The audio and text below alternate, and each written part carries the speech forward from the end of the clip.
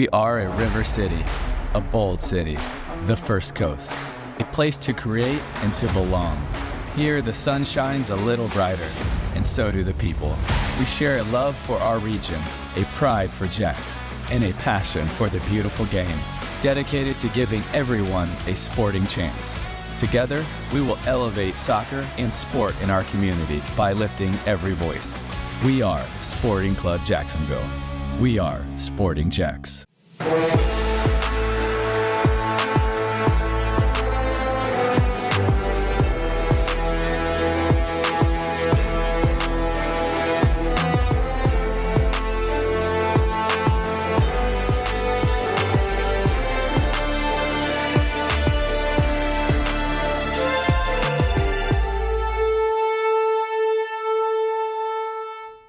Hello and welcome into the Sporting JAX Report. I'm Cole Pepper. Coming up, how Sporting JAX rescued a point at the death in Brooklyn, how the team is preparing for the first midweek game of the Gainbridge Super League season, and how kids in our community can benefit from some free soccer clinics coming up. But let's start with last weekend's trip to the Big Apple. Coming off a victory over Carolina on the road, Sporting JAX was looking to earn 3 points in the first ever meeting against Brooklyn FC. And this one was a wild one. To the Big Apple we go. Look at the skyline there. Brooklyn Bridge in the area.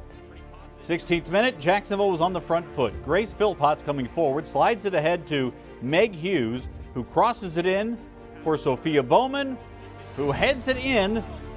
First goal of Bowman's rookie season and the third assist for Hughes, which leads the league. Another fast start for Sporting JAX away. Take another look.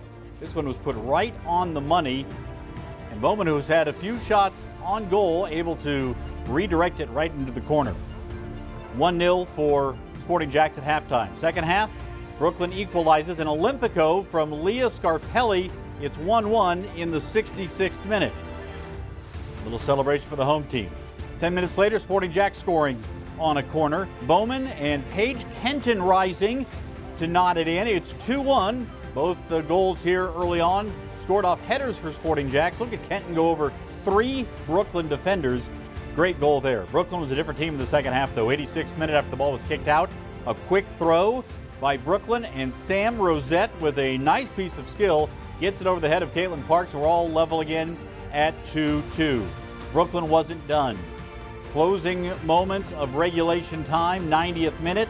Jordan Thompson to Rebecca Cook, who puts it away. Brooklyn is celebrating. They think they have stolen 3 points.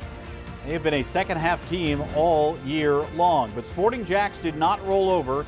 Final minutes of stoppage time. Earn the ball back. Jesse Hunt plays it wide for Ashlyn Puerta, who picks out Bailey DeSmit on the doorstep.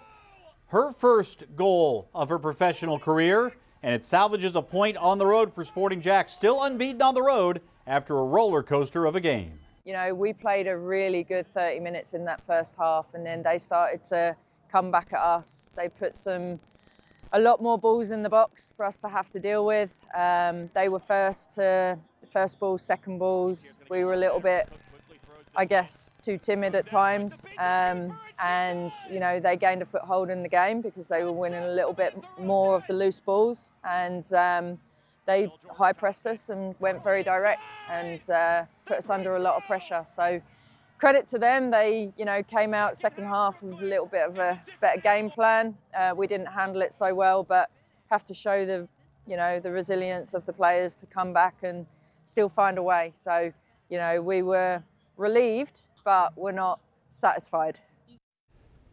Take a look at the numbers from the match. You see Sporting JAX with more shots, slight edge in shots on target. Possession was even more dramatic in the first half than the second, but still a 60-40 split on possession. Sporting JAX with more corners. Pretty much everything here says Sporting JAX should have won this game. They felt like they should have won as well, but you can never say too many bad things about winning a point in an away match, a 3-3 final. We now welcome in Becky Burleigh. Becky, I guess this one depends on your point of view. Sporting JAX gave up a lead again, but they didn't give up, and they scored the stoppage time goal to bring home a point. What a game. Just a phenomenal back and forth in this one. The flair for the dramatic is on the side of Sporting JAX, for sure. But you know what? You made just a really great point there. Like a lot of teams could have just lied down and not fought back. And the resilience that this team showed to get the equalizer so late was pretty amazing. Well, we saw a couple of Sporting JAX players scoring their first pro goals, Sophia Bowman and Bailey DeSmit. Beyond the impact that those goals had on the game, what will that do for each player's confidence? I think it's, the way that Sporting JAX plays, where, it is a very team-oriented style of play. I think it's actually a very big confidence builder for anyone, because they're seeing that the movement that they create can create opportunities for anyone. And so, yeah, for sure, if you're a goal scorer, that's like the monkey off your back. But if you're any part of the attacking third of the team, you have an opportunity, and maybe more on set pieces and other things. You have an opportunity to put the ball in the back of the net. All right, let's look ahead now. A Tuesday game against DC Power coming up this next week. How should Sporting JAX use the extra 2 or 3 days to prepare? Yeah, that's a really good question. I think there is an advantage to having a little bit of a training time, because it feels like once you get in the season, it's almost like prepare, perform, reflect, prepare, perform, reflect. And it's really rarely an opportunity to get an extended training time.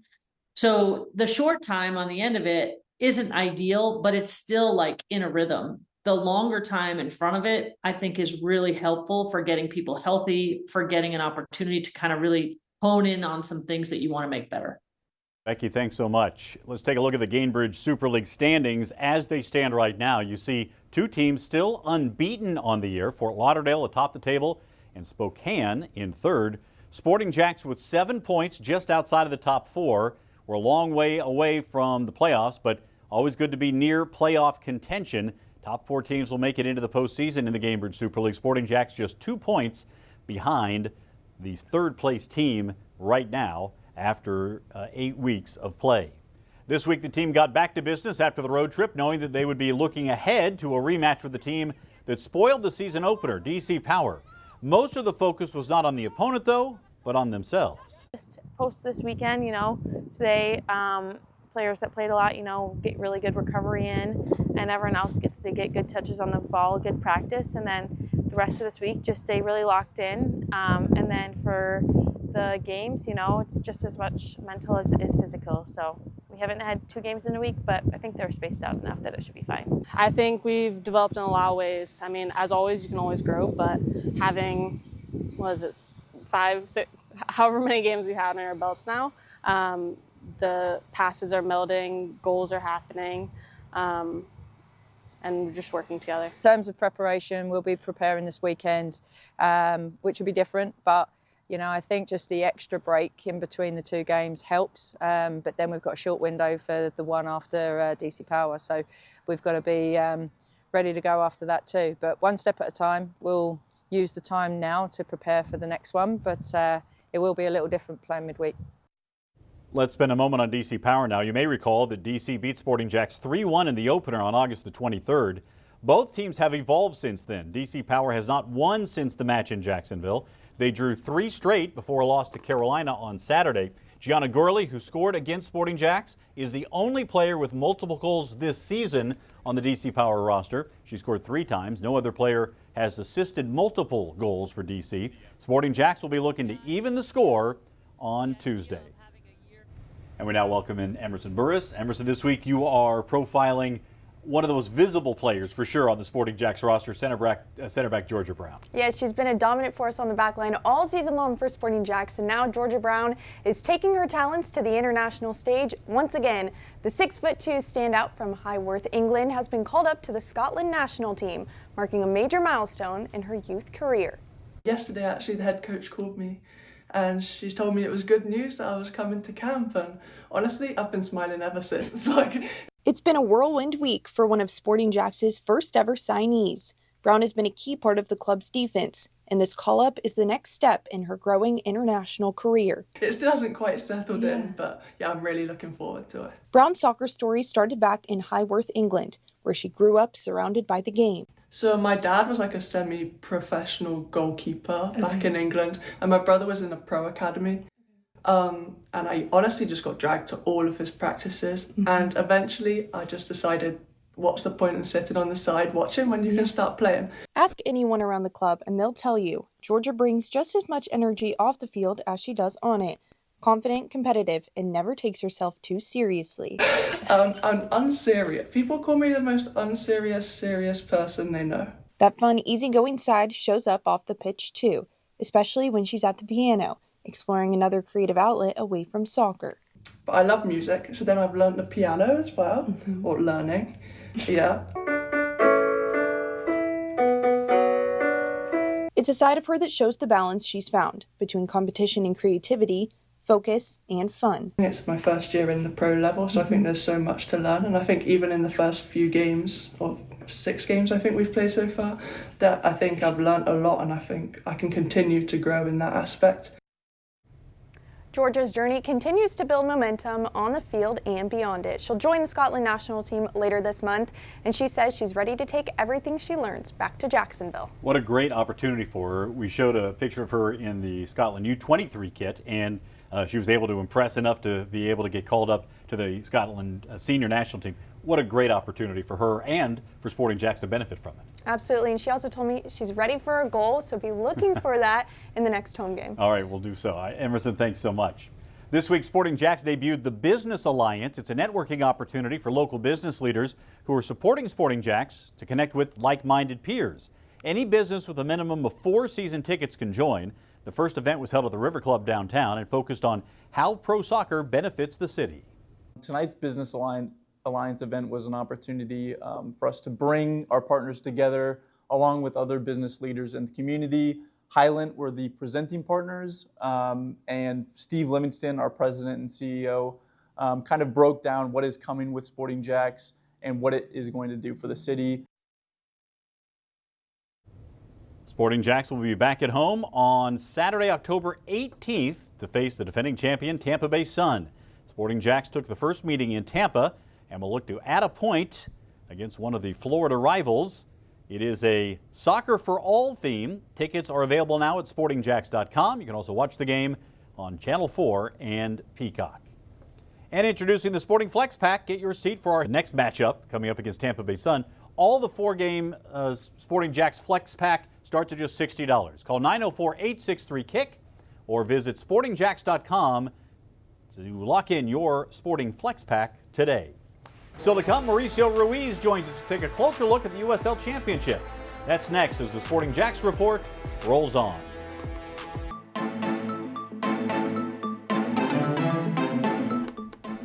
Every game of the Gainbridge Super League can be seen on Peacock. Home games for Sporting JAX can be seen on Channel 4 or right here on the stations of First Coast News.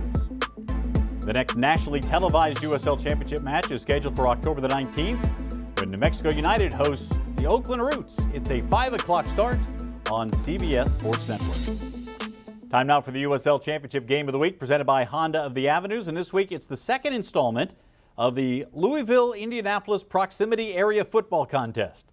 The uniquely named rivalry between Lou City and Indy 11 has been a very good meeting of two franchises, although Louisville has dominated of late, going unbeaten in the rivalry since 2022, including a 3-1 win earlier this year. This time they met in Kentucky. To Louisville we go.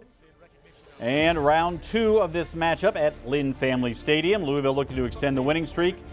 Opening up early on, 36th minute, Lou City on the move. The hosts break through. Kevon Lambert threads the ball into the box, and Amadou Dia smashes the right-footed shot into the top corner to put Louisville up 1-0. It was a 1-0 at halftime. 58th minute, Lou City doubles their advantage. Taylor Davila finds space outside the box and curls a right-footed shot into the bottom left corner. A clinical finish to make it a 2-0 lead for Lou City, wearing those pink kits. 67th minute, Indy with a chance off a corner kick. Elvis Almo rises to the back post. His header, though, just over the bar. Golden opportunity missed for Indy. 69th minute, another opportunity. Aiden Quinn tries from close range, but Damian Loss reacts quickly to parry the shot away and preserve the clean sheet. 71st minute now. Drama unfolding. Romario Williams taken down just outside the box by Damian Loss, and the Louisville keeper is shown a straight red card. The boys in purple forced to finish the match with 10 men. Louisville now defending deep. Danny Fondez comes up huge, diving to his left to deny Elvis Almo's point-blank header to keep it 2-0. Lou City stays unbeaten in the LIPAFC this season, riding goals from Dia and Davila to a 2-0 win despite late pressure. 6 straight victories for Lou City. We now welcome in Mauricio Ruiz. Mau, every year we talk about how some of the top franchises continue to have success, and Lou City just keeps getting it done. They do, and they're impressive about it. I mean, this is a great example of a game that they have full control of. The game could have been more.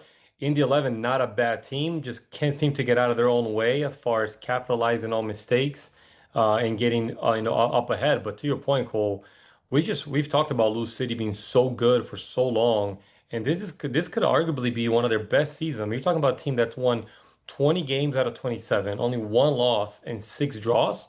That's about as impressive of a season, and for a team that's been impressive since their birth into the USL Championship.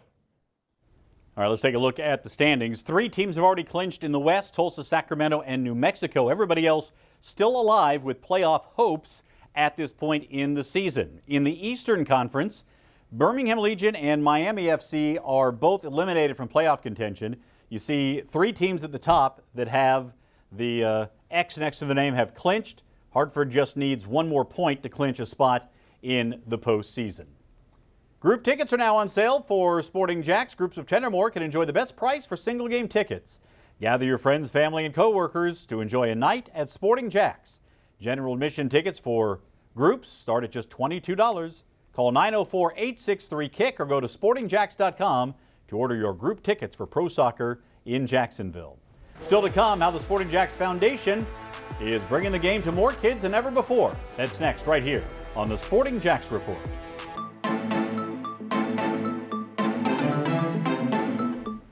The inaugural Sporting JAX kit has been unveiled, and you can order your own. Use the QR code on your screen or go to sportingjax.com/shop to find your new Sporting JAX gear. Time now for the Youth Soccer Spotlight, presented by the Bearded Pig Barbecue. Emerson Burris is here. And Emerson, we have seen more and more of the foundation working with the kids to try to introduce the game to more people in Jacksonville. Absolutely. The Sporting JAX Foundation is bringing soccer all across Northeast Florida, and it's completely free. The Sporting JAX Foundation is launching another round of free fall soccer clinics, offering youth athletes the chance to train with experienced coaches and current Division I players. Sessions are going to be held Tuesday afternoons at Bold City High School Stadium, starting November 4th and running through the end of the year. The goal is to make the sport more accessible to all. No club experience or equipment required. Players will focus on fundamentals, teamwork, and confidence building, all in a fun, supportive environment that welcomes students of every skill level. We are in phase 4 of our foundation clinics. These are always free. We're concentrating on places that soccer just doesn't exist right now, where they don't have facilities, they don't have training, they don't have equipment. And so we're bringing it back to KIPP, Bold City High School. They've got a great facility there. We're going to be Tuesday afternoons starting November 4th, and we're running every Tuesday with some breaks on the holidays through the end of the year. So very excited to be back. Every clinic that we've had, so we've had 3 phases to date, we sort of upgrade a little bit. Coaching, different equipment, different stuff, and this will be no different. So we're really starting out with a new outlook. It's the fall, so it's soccer season. So these young student athletes will likely come train with us and then go train with their high school or middle school team. But it's just dedicated to get more touches in and to get people better at soccer. For more information or to sign up, visit sportingjax.com/foundation. Love to see the kids out there learning the game, no doubt. Emerson, thanks so much. For more on Sporting JAX in the world of soccer, join Mark Warburton, Stacey Balaam, and me every Tuesday night at 6 on 1010XL for the Coaches Show, presented by Sporting JAX. A player will join me as well. You can get to know the players a little bit more. Plus, you can also join Mauricio, Becky, and me every Thursday night at 6. Emerson jumps in as well for the Sporting JAX Soccer Hour. That's Thursday nights at 6 on AM 930, Fox Sports Radio Jacksonville, or the iHeart app. Still to come, Mauricio Ruiz rejoins me as we take a closer look at some international opportunities for Sporting JAX players. That's next as the Sporting JAX Report rolls on.